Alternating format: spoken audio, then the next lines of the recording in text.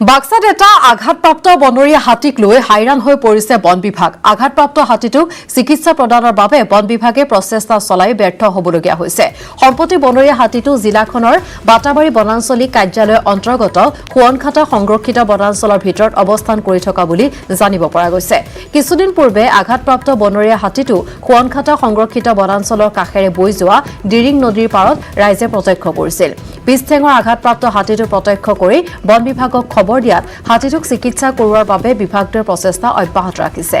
বিভাগৰ 2 হাতী আৰু চিকিৎসকৰ এটা দললৈ বনাঞ্চলত হাতীটো বিচাৰি চলাত কৰে যদিও হাতীটো বিচাৰি নাপায় চিকিৎসকৰ দলটো ঘূৰি আহিবলৈ বাধ্য হয়। আজি পুনৰ হাতীটো জিলাখনৰ বনভোজস্থলী চকীৰ পথত ৰাইজে প্ৰত্যক্ষ কৰিছিল যদিও হাতীটো পুনৰ হাবিৰ মাজত সোমাই যায়। স্থানীয় স্বেচ্ছাসেৱী সংগঠনৰ এগৰাকী সদস্যই জানিবলৈ দিয়া মতে কোনো চোৰাং চিকাৰীয়ে হাতীটো গুলীবিদ্ধ কৰাৰ ফলতে আঘাতপ্ৰাপ্ত হৈছে।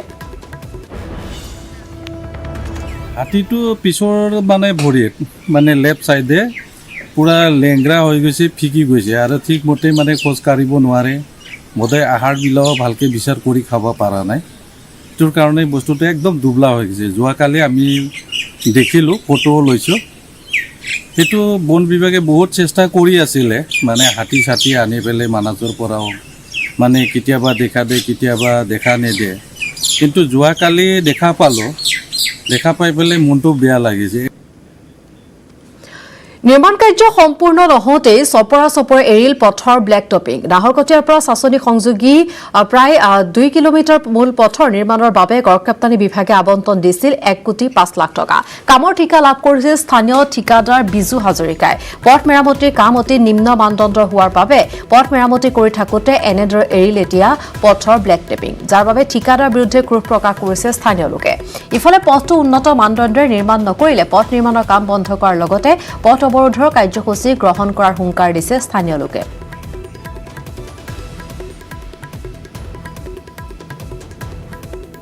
ৰাতিপুৱা যাওঁতো আমি ৰাতিপুৱা সদায় দুলেজন যাব লগা হয়। ইমান কষ্ট হয় আমাৰ এই ৰাস্তাটো,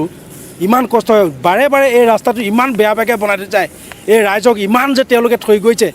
যে ৰাস্তাটো বনোৱাৰ নামত তেওঁলোকে সদায় বাৰে বাৰে এবাৰ নহয় দুবাৰ নহয়, বাৰে বাৰে তেওঁলোকে অকল আমাৰ মানুহখিনিক ৰাস্তা বনোৱাৰ নামত অকল কণা হাঁহক পতান ধান দিয়া নিচিনা শিলগুটি কেইটামান মেলি আৰু ওপৰে অলপ পাতলকৈ এই পলেপটো মাৰে যে এইটো অলপ দি আমাক ঠগি গুচি যায় তেওঁলোকে।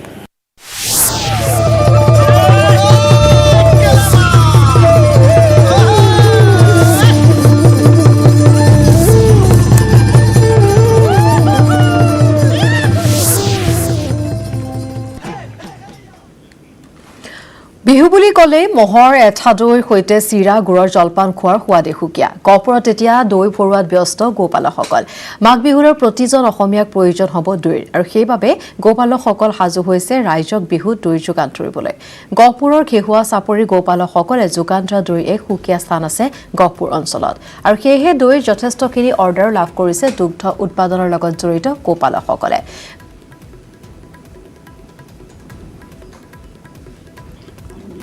আৰু এই সন্দৰ্ভত আগবঢ়াইছো গহপুৰৰ পৰা পলাশ ফুকনৰ এক প্ৰতিবেদন। মহৰ এঠাৰ দৈৰ সৈতে চিৰা গুড়ৰ জলপান খোৱাৰ সোৱাদেই সুকীয়া। এতিয়া মাঘ বিহু আগমনৰ লগে লগে গোপালকসকলৰ ব্যস্ততা বাঢ়িছে, ৰাইজক দৈ যোগান ধৰিব লাগে। এই মুহূৰ্তত মই গহপুৰৰ ঘেহুৱা চাপৰি গোপালকসকলৰ লগত উপস্থিত আছোঁ। গৰু ম'হৰ ইয়াত খুটি আছে। এইকেইদিন খুব ব্যস্ত গোপালকসকল, কিয়নো ৰাইজক বিহুলৈ দৈ যোগান ধৰিব লাগিব। আৰু এয়া এই মুহূৰ্তত গাখীৰ খীৰাই আছে, এনেদৰে ম'হ আছে, গৰু আছে। মই গোপালক এজনক পাইছোঁ। দাদা কওকচোন, যিহেতু মাঘ বিহু আহিছে, আপোনালোকৰ ব্যস্ততা বাঢ়িছে, এইবাৰ কেনেকুৱা দৈ অৰ্ডাৰ কিমান লাভ কৰিছে বা কিমান ব্যস্ত আপোনালোক? এইবাৰ আমাৰ ব্যস্ততা খুব বেছিয়েই। যোৱা বছৰ লকডাউনৰ কাৰণে যি ৰাইজে হাৰাশাস্তি ভুগিলে, এইবাৰ আমাৰ ঘেহুৱা চাপৰি যি এই অঞ্চলটো গহপুৰ সমষ্টিৰ ভিতৰতে এটা নাম থকা অঞ্চল, ইয়াত বানপানী হয় যদিও খৰালি বহুত গৰু ম'হ গোপালকসকলে বিভিন্ন ধৰণৰ ৰাইজক সহায় কৰে, আৰু গাখীৰ প্ৰায় বিভিন্ন গহপুৰ সমষ্টিৰ মানুহ আহি ইয়াত আমাৰ তাত গাখীৰ লৈ পেলাই বিভিন্ন ধৰণে টেকেলিয়েই হওক বা বাঁহৰ চুঙাৰ দৈয়ে হওক, এই সকলোবিলাক আমি যিমান পাৰোঁ আমি ৰাইজক সহায় কৰোঁ, আৰু ভোগালী বিহুটি যাতে ৰাইজে আনন্দৰ মাজেৰে পাৰ কৰিব পাৰে। আমি বহুত কষ্টৰ মাজেৰে ইয়াত গো পালন কৰোঁ, কিন্তু ৰাইজেও আমাক সহায় কৰে, আৰু আমি নিশ্চয় ৰাইজক এই ভোগালী বিহুত যি দৈ খুৱাব পাৰিলে আমাৰ নিজৰ মনতে বহুত আনন্দ বুলি আমি লিটাৰ দৈত এবাৰ কিমান দাম নিৰ্ধাৰিত কৰিছে আমি এবাৰ লকডাউনৰ কাৰণে যোৱা বছৰ আমাৰ যি বেপাৰ সমাজ বা আমাৰ গোপালনসকলৰ যি হাৰাশাস্তি হৈছিলে এইবাৰ আমি প্ৰায় 70 টকাৰ পৰা দৈ আমি 90 টকা পৰ্যন্ত আমি ল'বলৈ চেষ্টা কৰিছোঁ ম'হৰ দৈ আৰু গৰুৰ দৈ দুইটা পোৱা যায় দুইটাই পোৱা যায় আমাৰ হয় নিশ্চয়কৈ আচলতে এনেদৰে আমি দেখাইছোঁ এই মুহূৰ্তত গোপালকসকল যথেষ্ট আনন্দিত হৈ পৰিছে কাৰণ বিহু বুলি ক'লেই আচলতে সকলোৰে ব্যস্ততা বাঢ়ে সকলো আনন্দমুখৰ হৈ পৰে কাৰণ দুই পইচা উপাৰ্জন কৰে ভোগৰ উৎসৱ ভোগালী বিহুলৈ মাজত 5টা দিন হেঁপাহৰ বিহুক আদৰিবলৈ প্ৰতিজন অসমীয়াৰ গা হাতখন উৰুকাৰ নিশা পৰিয়ালৰ সৈতে লগে ভাগে এসাঁজ খাবলৈ উৎসাহেৰে বাট চাইছে প্ৰতিজন লোকে ৰাজ্যৰ ভিন্ন প্ৰান্তৰ লগতে ওদালগুৰি কলাইগাঁৱতো ভোগালীক আদৰাৰ প্ৰস্তুতি উৰুকাৰ নিশা সুস্বাদু মাছেৰে এসাঁজ খাবলৈ ইচ্ছা কৰে তেনেহ'লে আপুনিও যাব পাৰে কলাইগাঁৱৰ হুৰিপুখুৰীলৈ ৰৌ চিতল ভকুৱা মিৰিকা আৰি কমপ্লিট সিলভাৰ ব্ৰিগেড শ'ল বৰালি মাছ আদি অতি কম দামত উপলব্ধ হ'ব গুৱাহাটী মঙলদৈ আৰু তেজপুৰলৈ যোগান ধৰা হয় এই মাছ যোৱা বৰ্ষত খুৰীৰ পুখুৰীৰ পৰা মাছ বিক্ৰী কৰি প্ৰায় 16 লাখ টকা উপাৰ্জন কৰিছিল স্থানীয় লোকে এই খণ্ডত আগবঢ়াইছো কলাইগাঁৱৰ পৰা ৰিপুঞ্জয় নাথৰ এক প্ৰতিবেদন ভোগৰ উৎসৱ ভোগালী বিহু পদূলিমুখ পালেহি আৰু সকলো অসমীয়াই মাঘ বিহুৰ উৰুকাৰ নিশা এসাঁজ লগে ভাগে সুস্বাদু মাছেৰে খাবলৈ হ'লে হুৰিপুখুৰীলৈ আহিব লাগিব মোৰ কেমেৰা সহযোগে ঐতিহাসিক হুৰিপুখুৰীৰ মাছ উঠোৱাৰ দৃশ্য দেখুৱাই আছে এই মাছসমূহ উঠাই পেলাই বেলেগ বেলেগ চেম্বাৰ কৰি সৰু সৰু পুখুৰীসমূহত তেওঁলোকে থৈ দিব এইদৰে আচলতে এই মাছৰ এক উজান উঠা বুলি ক'ব লাগিব এইদৰে আচলতে তেওঁলোকে মাছ উঠাইছে কিছু দৃশ্য মোৰ কেমেৰা সহযোগে দেখুৱাইছে এইদৰে বিভিন্ন ৰৌ ভকুৱাকে আৰম্ভ কৰি চিতল সকলো মাছেই ইয়াতে উপলব্ধ হৈছে আৰু প্ৰতি বছৰৰ দৰে এইবেলিও আচলতে উৰুকাৰ দিনা বিক্ৰী কৰিবলৈ এইদৰে মাছ উঠোৱা পৰিলক্ষিত হৈছে মোৰ কেমেৰা সহযোগে দেখুৱাইছে আচলতে এক নান্দনিক দৃশ্য বুলি ক'ব লাগিব এইদৰে আচলতে বিভিন্ন প্ৰজাতিৰ মাছ ইয়াতে উপলব্ধ হৈছে গতিকে এই যি যোনে উৰুকাৰ নিশা সুস্বাদু মাছ খাম বুলি ভাবে তেতিয়াহ'লে হুৰিপুখুৰীলৈ আহক আৰু হুৰিপুখুৰীৰ পৰা এটা মাছ লৈ যায় লগে ভাগে খাওক মোৰ লগত সম্পাদক গৰাকী আছে এই হুৰিপুখুৰীৰ কি ক'ব এইবাৰ কিমান মাছ আপোনালোকে উঠিব বুলি আশা কৰিছে এইবাৰ আমি বিহুত আমাৰ প্ৰায় 100 কুইণ্টেলৰ আমি টাৰ্গেট কৰিছোঁ গতিকে 100 কুইণ্টেলৰ টাৰ্গেটটো হ'লে আমাৰ ৰাইজৰ যিখিনি আমি দিব পাৰিম সেইখিনি আমি দিবৰ কাৰণে চেষ্টা কৰি চাম দামবিলাক কি ধৰণে নিৰ্ধাৰণ কৰিছে দাম আমাৰ যোৱা বছৰ যিটো ৰেট আছে সেইটো ৰেটতে দাম যেনেকৈ চিলভাৰৰ 150 টকাৰ পৰা 240 টকা ভকুৱাৰ 200 টকাৰ পৰা 320 টকা তাৰপিছত চিতলৰ 410 টকাৰ পৰা 500 700 এনেকুৱা কিলো ৱাইজত দামবিলাক তাৰমানে পৰিৱৰ্তন হয় কিমান দাম কৰিছে ৰৌ 260 টকাৰ পৰা 300 460 টকা 70 টকা এনেকুৱা ধৰণৰ কিলো ৱাইজৰ পৰিৱৰ্তন হয় কিমান লাখ টকা উঠিব বুলি আপুনি অনুমান কৰিছে আমি প্ৰায় 15 লাখ এটা টাৰ্গেট কৰিছোঁ যোৱাবেলি কিমান ওলাইছিলে যোৱাবেলি 10-12 লাখ মান হয় 12 লাখ মান হয় ক'ত ক'ত মাছবিলাক আপোনালোকে যোগান ধৰিব উজান বজাৰ নিয়া যায় তাৰপিছত মালিগাঁও নিয়া যায় গুৱাহাটী আৰু মঙলদৈ নিয়া যায় এই তিনিটা ঠাইত নিয়া হয় তিনি ঠাইত আৰু কিছু ব্যক্তি আছে কেনেকুৱা কিমান মাছ উঠিব এইবাৰ এতিয়া বৰ্তমান আজি প্ৰথম আজি 12 কুইণ্টেলমান ভালে এটা আইডিয়া আপুনি মাছ চাই আছে হয় হয় মাছ চাই আছোঁ আজি 12 কুইণ্টেলমান উঠিব লাগে নিশ্চয় 12 কুইণ্টেলমান উঠিব লাগে হয় আজি প্ৰথম টান হয় প্ৰথম টান হয় এই মাছবিলাক আপোনালোকে যিবিলাক আপোনালোকৰ শ্বেয়াৰ আছে শ্বেয়াৰবিলাকক কিমানকৈ দিব আমি আমাৰ অংশীদাৰৰ যিখিনি ব্যক্তি আছে তেওঁলোকক আমি 100 টকা 3 কিলোগ্ৰাম মাছ দিয়াৰ ব্যৱস্থা কৰিছোঁ হয় হয় হয় হয় কাটা মাছ কিমান ঘৰ আছে আপোনালোকৰ আমাৰ 115 ঘৰ হয় কি 215 ঘৰ হয় হয় হয় 215 ঘৰ এতিয়া 215 ঘৰ মানুহক 3 কেজিকে 100 টকাত পাব হয় 100 টকাকৈ প্ৰত্যেক কুইণ্টেল মাছ যাব তেতিয়া আমাৰ যোৱা বছৰ কাটিছিলোঁ আমি 7.5 কুইণ্টেল কাটিছিলোঁ এইবাৰ কিন্তু 9 কুইণ্টেল কাটিব লাগিব হয় হয় মোৰ কেমেৰা সহযোগে আৰু দেখাব মাছৰ কিছু দৃশ্য দেখাব এইদৰে আচলতে এই মাছসমূহ উঠাবলৈ তেওঁলোকে সম্পূৰ্ণ প্ৰস্তুতি চলাইছে আৰু কিছু ব্যক্তি আছে তেওঁলোকৰ পৰা মই জানিব বিচাৰিম কি ক'ব আপুনি এই পুখুৰীৰ অংশীদাৰ এটা আজি এইবাৰ কিমানমান মাছ উঠিব বুলি আশা কৰিছে আমাৰ মাছ উঠিব যথেষ্ট উঠিব প্ৰায় 50 কুইণ্টেল 100 কুইণ্টেলমান মাছ হ'ব বেছিয়ে হ'ব আজি ইমান নুঠে আজি তাৰমানে এই ভঁৰালটো যিহেতু সৰু আজিৰ পৰা ষ্টক কৰি যিখিনি উঠি থাকে সেইখিনি তাৰমানে ভঁৰালত ৰাখি থৈ যায় থাকিব আজিৰ পৰা প্ৰতিদিনে মাছ মাৰিব উৰুকাৰ আগদিনালৈকে মাৰিব আৰু ইফালে মৰাণৰ ৰাংগলী তৰাণী পথাৰত এইবাৰ ব্যতিক্ৰমী ৰূপত ভোগালী বিহু উদযাপনৰ প্ৰস্তুতি আহোম যুগৰ পৰম্পৰাগত মহ যুঁজ কুকুৰা যুঁজ মল্ল যুঁজ হেন চৰাই যুঁজ ৰছী টনা খেল পিছল খুঁটত বগোৱা খেল নৱপ্ৰজন্মৰ মাজত চিনাকি কৰি দিয়াৰ উদ্দেশ্যে সাজি উলিওৱা হৈছে প্ৰতিমূৰ্তি গাঁৱৰ যুৱশিল্পী মানস প্ৰতিমাৰ নেতৃত্বত কেইবাজনো যুৱকে বিগত এটা মাহ ধৰি নিৰানব্বৈ প্ৰচেষ্টাৰে সাজি উলিয়াইছে প্ৰতিমা ইয়াকে লৈ গাঁৱৰ ৰাইজৰ মাজত পাৰ ভঙা উৎসাহ গাঁৱৰ ৰাইজ সমবেত হৈ প্ৰেৰণা যোগাইছে শিল্পীসকলক সমান্তৰালকৈ আয়োজন কৰিছে উৰুকাৰ ভোজ ভাত আৰু মেজি ভেলাঘৰ নিৰ্মাণ পহিলা মাহত পৰম্পৰাগত খেল ধেমালি অনুষ্ঠিত হ'ব মৰাণৰ প্ৰায় খণ্ডত আগবঢ়াইছো ৰিফেশ্বৰ বৰুৱাৰ এক প্ৰতিবেদন বিহুৰ প্ৰস্তুতি এতিয়া ৰাজ্যৰ প্ৰান্তে প্ৰান্তে কৰবাত যদি ধুনীয়াকৈ বনোৱা হৈছে ভেলাঘৰ কৰবাত আকৌ সুউচ্চভাৱে মেজি বনোৱা পৰিলক্ষিত হৈছে আৰু মই বৰ্তমান উপস্থিত আছো মৰাণৰ সমীপৰ ৰাঙলী তৰাণী পথাৰ গাঁৱত আৰু ৰাঙলী তৰাণী পথাৰ সাংস্কৃতিক মঞ্চৰ উদ্যোগত এক বৃহৎ কাৰ্যসূচী লোৱা হৈছে ভোগালী বিহু উদযাপন কাৰ্যসূচী আৰু দেখা গৈছে যে এনেধৰণে প্ৰতীকী ৰূপত যি ভোগালী বিহু পৰম্পৰা ৰাইজক দেখুৱাবৰ উদ্দেশ্যে এনেধৰণে সুন্দৰভাৱে সজোৱা হৈছে আৰু মাটিৰে নিৰ্মাণ কৰা হৈছে আৰু কৰবাত ইয়াত দেখা গৈছে যে মহৰ যি মহ যুঁজৰ প্ৰতীকী ৰূপ আৰু হেন চৰাই যুঁজৰ প্ৰতীকী ৰূপ আৰু কুকুৰা যুঁজৰ এক প্ৰতীকী ৰূপ দেখা গৈছে ইয়াত সুন্দৰভাৱে সজোৱা হৈছে আৰু এটা ঘৰো দেখাবলৈ বিচাৰিম যে এটা সুন্দৰভাৱে ঘৰো বনোৱা হৈছে আৰু ই ভেলাঘৰ নহয় কিন্তু ইয়াৰ ভেলাঘৰৰ লগতে এটা সুন্দৰভাৱে ঘৰো সজোৱা হৈছে ভেলাঘৰ এটা নিৰ্মাণ কৰি থকা হৈছে আৰু দেখা গৈছে যে এই যি ভেলাঘৰ নিৰ্মাণস্থলীত এনেধৰণে গাঁৱৰ ৰাইজেও বিহু গাই থকা পৰিলক্ষিত হৈছে আমি প্ৰথমতে কথা পাতিবলৈ চেষ্টা কৰিম ইয়াৰ গাঁৱৰ উদ্যোক্তা সমিতি আছে উদ্যোক্তা সমিতিৰ সৈতে কথা পাতিবলৈ চেষ্টা কৰিম আচলতে কিমান দিনৰ পৰা প্ৰস্তুতি চলাইছে আৰু কেনেধৰণে কিমান মানুহে ইয়াত জড়িত হৈ আছে আপোনাৰ পৰা কিছু জানিবলৈ বিচাৰিম ইয়াততো আমাৰ গোটেই ৰাঙলী অঞ্চলত আমি সমূহ ৰাঙলীবাসী ৰাইজৰ সহযোগিতাত আমি কামখিনি আগবাঢ়িছোঁ আৰু আমি আশাও কৰিছোঁ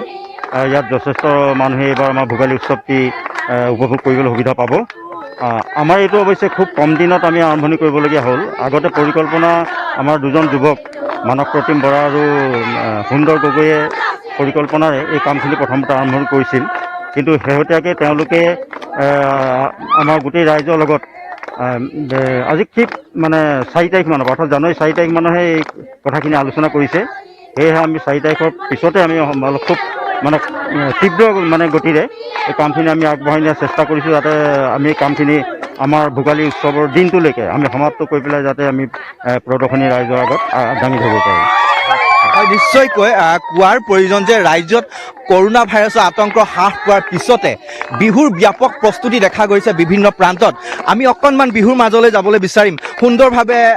গাঁৱৰ মহিলাসকলে বিহু গাই থকা পৰিলক্ষিত হৈছে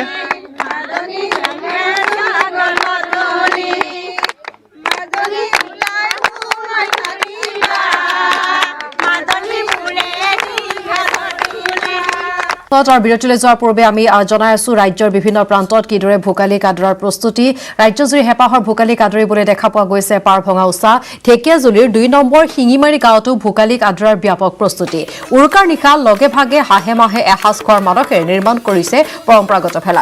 ভেলাঘৰ বাকৰিত সকলোৱে মিলি কঁকাল ভাঙি নাচিছে সকলোৱে এনেদৰে প্ৰস্তুতি চলাইছে ভোগালীক আদৰিবৰ বাবে আৰু এই খণ্ডত আগবঢ়াইছো ঢেকীয়াজুলিৰ পৰা হৰেণ ভূমিজৰ এক প্ৰতিবেদন হয় নিশ্চয়কৈ অসমীয়াৰ হেঁপাহৰ ভোগালী বিহু পদূলিমুখত সমগ্ৰ ৰাজ্যৰ লগতে ঢেকীয়াজুলিতো ভোগালীক আদৰিবলৈ পাৰ ভঙা উৎসাহ পৰিলক্ষিত হৈছে আৰু আমি এই মুহূৰ্তত উপস্থিত আছোঁ ঢেকীয়াজুলিৰ ৰৌমাৰী অঞ্চলৰ 2 নং শিঙিমাৰী গাঁৱত এই 2 নং শিঙিমাৰী গাঁৱতো ৰাইজে পৰম্পৰাগত যি ভেলাঘৰ এই ভেলাঘৰ নিৰ্মাণ কৰিছে আৰু ভেলাঘৰ বাকৰিতে সমগ্ৰ গাঁওবাসী কৃষিজীৱী অসমীয়া ইয়াতে উপস্থিত হৈছে তেওঁলোকে ভোগালীক আদৰিবলৈ এনেধৰণে প্ৰস্তুতি চলা পৰিলক্ষিত হৈছে মোৰ কেমেৰা সহযোগে দৃশ্য দেখুৱাব এনেধৰণে গাঁওখনৰ বুঢ়া বুঢ়ী ডেকেৰী জীয়ৰী বোৱাৰী সকলো এনেধৰণে ওলাই আহি ভোগালীক আদৰাৰ এনেধৰণে প্ৰস্তুতি চলাইছে ভেলাঘৰৰ বাকৰিত নাচি বাগি মতলীয়া হৈছে সকলো আমি দেখুৱাই আছোঁ এয়া হৈছে ঢেকীয়াজুলিৰ যি 2 নং শিঙিমাৰী গাঁৱৰ দৃশ্য ঢাপলাং ঢাপলাং পিঠা খুন্দিছিলো এই খুন্দা মাৰি খুন্দাই দিছিলো জুহালত বহি লৈ পিঠা লাৰু ভাজিলো সকলোৱে বিহুতি আদৰো ঢাপলাং ঢাপলাং পিঠা খুন্দিছিলো এই খুন্দা মাৰি খুন্দাই দিছিলো জুহালত বহি লৈ পিঠা লাৰু ভাজিলো সকলোৱে বিহুতি আদৰো এনেধৰণে ব্যাপক উৎসাহ পৰিলক্ষিত কেনেকুৱা অনুভৱ বহুত ভাল লাগিছে আমাৰ ইয়াত ভেলাঘৰ ইতিমধ্যে বনাই সামৰণি পৰিছে আৰু বজাৰ সমাৰ কৰিব ইতিমধ্যে আমাৰ তালিকা প্ৰস্তুত হৈয়ে গৈছে আৰু মাছ মাংস বজাৰ কৰি আমি বুধবাৰে এসাঁজ প্ৰীতিভোজ খাম 300 মান মানুহ লগ হৈ একেলগে এয়া আমাৰ একদম বহুত ডাঙৰ অনুভৱ বছৰ মানে ভোগালী বিহুতে আমি এনেকৈ আদৰিবলৈ সকলোৱে আগ্ৰহেৰে ৰখি থাকোঁ সকলোৱে আগ্ৰহেৰে এনেধৰণে ভোগালীক আদৰিবলৈ প্ৰস্তুতি কৰা দেখা গৈছে আমি কথা পাতিম আৰু আছে কি ক'ব কেনেকুৱা অনুভৱ বহুত ভাল অনুভৱ আমি এনেকৈ প্ৰত্যেক বছৰে এনেকৈ ভোগালী বিহু ভোজ ভাত খাওঁ ইয়াতে খুব ভাল লাগে গাঁৱৰ আমাৰ 40-50 ঘৰ ৰাইজে মিলি ইয়াতে আমি ভোজ ভাত খাওঁ নিশ্চয়কৈ এনেধৰণে গাঁওখনৰ জীয়ৰী বোৱাৰী সকলোৱে ওলাই আহি ভোগালীৰ বাবে এনেধৰণে প্ৰস্তুতি কৰা দেখা গৈছে আমাৰ লগত আৰু কিছু মহিলা আছে তেখেতসকলৰ পৰা জানিব চেষ্টা কৰিম কেনেকুৱা অনুভৱ প্ৰস্তুতি কেনেকুৱা বৰ্তমান পৰিস্থিতি আমাৰ ভালে এয়া ভেলাঘৰ বনাই ইতিমধ্যে হৈছে আমাৰ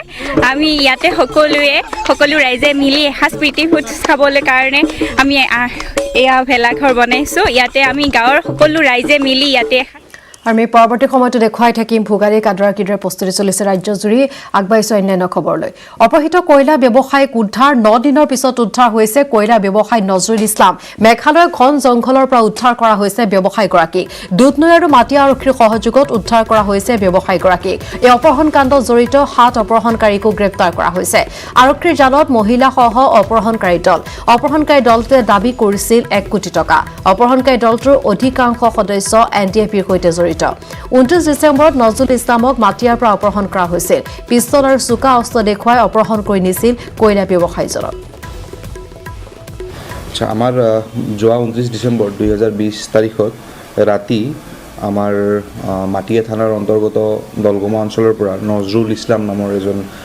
কয়লাৰ ব্যৱসায়ী হয় তেওঁক মানে অপহৰণ কৰি লৈ যায় কিছু দুৰ্বৃত্তৰ গ্ৰুপে আৰু এইটো এটা ইণ্টাৰ ডিষ্ট্ৰিক্ট এটা গেং হয় আমাৰ চিৰাঙৰ কিছু আছে কামৰূপ ৰুৰেল আৰু আমাৰ গোৱালপাৰা ডিষ্ট্ৰিক্টৰো কিছু দুৰ্বৃত্তৰ দল এটা অপহৰণ কৰি লৈ যায়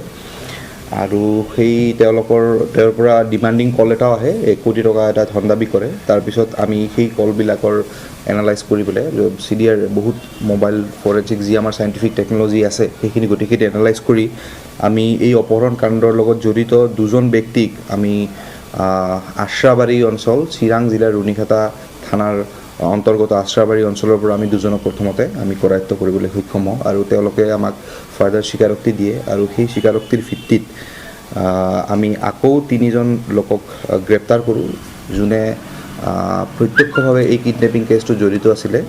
আৰু এতিয়ালৈকে আমি গোটেই দলটোৰ ভিতৰত আমি 7জনক আৰু খবৰ সৈতে বিদায় লৈছোঁ বাতৰিৰ পৰা নমস্কাৰ